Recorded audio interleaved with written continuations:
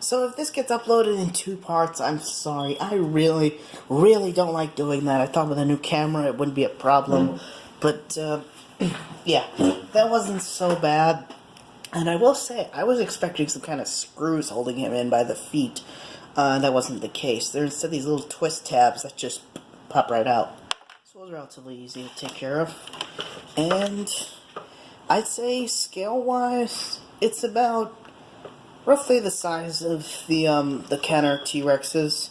And this is hard plastic, so I don't think this would be as much of a problem as the old ones. But yeah, they folded it, they made it detachable and kept it on the side, which would solve the problem, but because this is hard plastic, it would hold its shape, even if it was put together. But the real reason would be it would require them to put more packaging, which would cost more to make. I don't know. Details. That pause was so I could put the tail on. I needed both hands, and tail has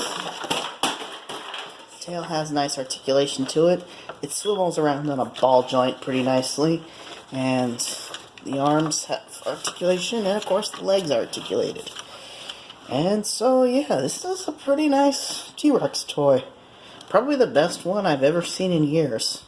I mean, almost every other T-Rex toy that I know of, that I've seen they just don't match the quality of these Jurassic Park ones. Jurassic Park had some of the best dinosaur toys in years. With a possible exception maybe being Silch models, which are like more like plastic versions of those Hummel figurines. They're more of a collectible than... So, I'd almost be willing to say this is probably better than the Kenner T-Rex, except maybe the Lost World and the Lost World ones, because they had an RC one, they had an electronic one that swallowed a figure in a cave, or swallowed any figure really, and there was a pouch in the belly you could open to retrieve them, with all kinds of noises.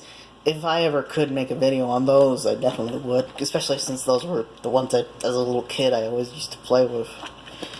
But, yeah, I say if you like the Jurassic Park films and don't want to spend a lot of money on the old Kenner or Hasbro figures, even if you don't like Mattel, these are probably the best dinosaur / Jurassic Park figures you could ever find for reasonable prices.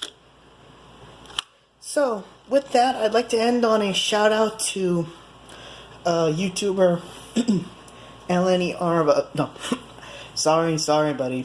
I know you're probably gonna get flagged for that, but it's Skylite Junction. Link to his channel if I can, since this is all done on my phone. I'll put it in the description.